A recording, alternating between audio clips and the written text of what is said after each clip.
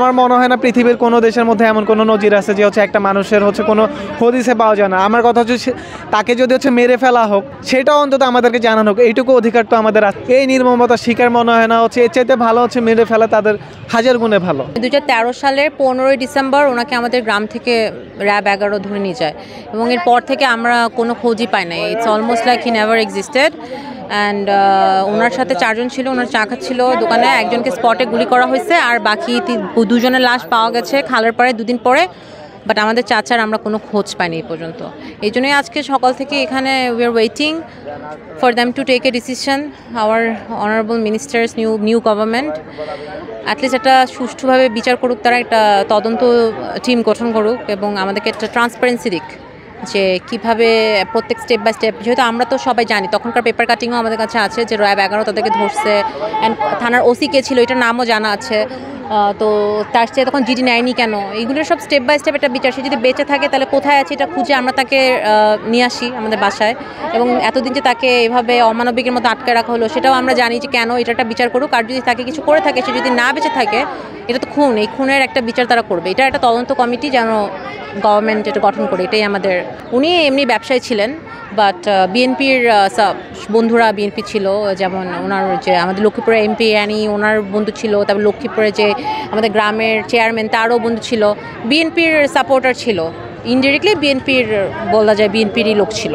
11 বছর তার কোনো খোঁজ নাই। সে যে কই আছে, বেঁচে গেছে না মরে গেছে কিছুই জানি না, লাশও পাইনি, কিছুই করিনি, কিছুই জানি না আমরা। তো এইটাই জানার জন্যই আমরা সকাল থেকে, আমরা প্রতিদিন, আমরা দেশ সেকেন্ড টাইম স্বাধীন হয়েছে 5 তারিখে, 6 তারিখ থেকে আমরা ডিজিএফের অফিসের সামনে গেছি, ওখানে গিয়ে আমরা অ্যাপ্লিকেশন জমা দিছি। ওরা কোনো ফলো আপ দেয় নাই, ওরা খালি অ্যাপ্লিকেশন জমাই নিছে, এরপরে বলেও নাই যে না, এটাও বলে নাই যে নাই আসে নাই, কিছুই বলে নাই, তারা কিছু জানে না। তারপর থেকে শহীদ ব্যানারে হয়েছে, প্রেস ক্লাবে হয়েছে, অনেক জায়গায় মানুষজন জড়ো হয়েছে, কোনো ডিসিশন তো আমরা পাইনি। আজকে আমরা ডিসিশন চাই, আজকে ওরা একটা তদন্ত কমিটি গঠন করুক, আমাদেরকে একটা ট্রান্সপারেন্সি দিক, আমাদেরকে জানাক যে কী করবে এই বিষয়ে তারা। উনি ব্যবসা করতো, উনি ইনডিরেক্টলি, এরকম ডিরেক্টলি কিছু করেনি। উনি ডিরেক্টলি এরকম সমর্থক আর বন্ধুরা আর কি, এরকম থাকে না যে বিএনপি সমর্থক, এই তো ওরকম ডিরেক্টলি কোনো কিছু করতো না। আশা তো করবো বেঁচে আছেন, কিন্তু বেঁচে থাকলেও আমরা বিচার চাই না। আমরা এরকম কোনো খোঁজ পাইনি যে কেউ আসছে। এবার ওনার সাথে আরও একজন গুম হয়েছিল, ওই যে চেয়ারম্যান, তাই না, ফারুক আঙ্কেল, ওর বন্ধু, স্কুলের একসাথে পড়াশোনা করছে, তাকেও গুম করা হয়েছে, তাকেও আই গেস খুঁজতেছে। এখন আমরা কোনো খোঁজ পাইনি। আমরা যতটুকু দেখছি যে ব্রিগেডিয়ার জেনারেল আজমি, উনি আমার যে আর্মির যারা ছেলে মেয়ে, ওরা দেখলাম যে আঙ্কেলের খোঁজ দিছে যে হ্যাঁ আঙ্কেল ফেরত আসছে সেই। তো ওনাকে যেহেতু এতদিন পরে 10-11 বছরই তো উনিও পাওয়া গেছে, তো আমরা আশা করতেছি যে বেঁচে আছে, কিন্তু বেঁচে থাকলে কোথায় আছে এটা তো আমরা জানি না, তার মানসিক অবস্থা কি এটাও আমরা জানি না। এখন সে আদৌ বের হয়ে তাকে যদি কোথাও ফেলে দেয়, যেমন আমার একজনের বাবাকে শুনছি যে তাকে চোখ বন্ধ করে ফেলে দিয়ে গেছে কোথায় জানি, সে ফেরত আসছে, এখন তাকে তো আমাদের খুঁজতে হবে। এইটাই আমাদের চাওয়া যে এই মানুষগুলোকে এভাবে ফেলে যেন না দেয়, আমরা যেন গিয়ে নিয়ে আসতে পারি। আর এটা বিচার চাই যে কেন এতদিন তাদেরকে গুম করে রাখা হয়েছে। 2013 সালের 15ই ডিসেম্বর রাত হচ্ছে আনুমানিক 8টা। আমি হচ্ছে আমার বড় ভাইয়ের সাথে বাসা থেকে রাগ করে চলে যাই। পরবর্তীতে তখন শীতকাল ছিল, আমার আব্বু হচ্ছে আমাকে খোঁজার জন্য পার্শ্ববর্তী এলাকায় হচ্ছে আমি ব্যাডমিন্টন খেলা দেখতেছিলাম। পরে হচ্ছে আমার আব্বু ওইখানে যায়, গিয়ে হচ্ছে আমার স্পষ্ট মনে আছে আব্বু আমাকে 20 টাকার একটা নোট দিয়ে বলে যে হচ্ছে আব্বু তুই বাড়িতে চলে যায়। পরবর্তীতে আব্বু আমাকে বাড়িতে পাঠিয়ে দিয়ে হচ্ছে আব্বু দোকানে যায় চা খেতে। তো 2014 সাল নির্বাচনের আগে হচ্ছে সরকার কর্তৃক যে গুম খুনের যে মিশন চলতেছিল, ওইটারে হচ্ছে একটা শিকার হচ্ছে বলা যায় আব্বু। তা আব্বুরা হচ্ছে রাত আনুমানিক 10টার দিকে হচ্ছে দোকানে বসে চা খাচ্ছিল। পরবর্তীতে র্যাব 11 কর্তৃক হচ্ছে একটা হামলার শিকার হয়। তো এখানে হচ্ছে 4 জনকে আব্বু মানে ধরে ফেলে, একজনকে স্পটে হচ্ছে গুলি করে মেরে ফেলে, বাকি 3 জনকে হচ্ছে ধরে নিয়ে যায়। পরবর্তীতে 2 দিন পরে পার্শ্ববর্তী একটা খালের হচ্ছে বাকি 2 জনের লাশ পাওয়া যায়।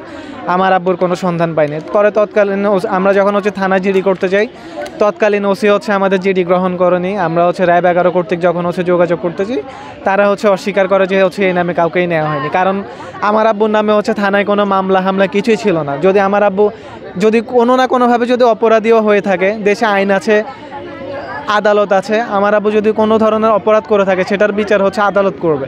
এভাবে হচ্ছে কখনোই একটা নিরপরাধ মানুষকে বা হচ্ছে গুম করার তো হচ্ছে কোনো রাইট তাদের নাই। এই যে 11টা বছর আমরা তার সন্ধান পাইনি, মানে আমার মনে হয় না পৃথিবীর কোনো দেশের মধ্যে এমন কোনো নজির আছে যে হচ্ছে একটা মানুষের হচ্ছে কোনো হদিসে পাওয়া যায় না। আমার কথা হচ্ছে তাকে যদি হচ্ছে মেরে ফেলা হোক সেটাও অন্তত আমাদেরকে জানানো হোক। এইটুকু অধিকার তো আমাদের আছে যে ঠিক আছে এটার একটা বিচার? হ্যাঁ একটা মানুষকে হচ্ছে আমরা মেরে ফেলছি, সেটা অন্তত আমাদেরকে জানানো হোক। তা আমরা আশাবাদী যে হচ্ছে যদি আমার বাবা যদি বেঁচে থাকে, আমার সাথে হচ্ছে অনেকেই আছে এখানে, অনেকের বাবা ভাই, তা আমরা চাই যে যদি আসলে যদি বেঁচে থাকে তাহলে হচ্ছে ওদেরকে হচ্ছে ছেড়ে দেওয়া হোক বা হচ্ছে এটার এরকম বিচারও করতে হবে। হ্যাঁ শুধু এটার ছেড়ে বিচার কেন, করা বিচার হোক। করতে হবে। কারণ এরকম নির্মমতার হচ্ছে বর্বরতার হচ্ছে শিকার মনে হয় না পৃথিবীতে কেউ আজ পর্যন্ত হয়েছে বলে আমার মনে হয় না। একটা মানুষকে হচ্ছে এই যে 11 বছর যে হচ্ছে কোনো আলো বাতাসহীন একটা বন্দি করে হচ্ছে এভাবে রাখা হয়, এই নির্মমতার শিকার মনে হয় না হচ্ছে এর চাইতে ভালো হচ্ছে মেরে ফেলা তাদের হাজার গুণে ভালো।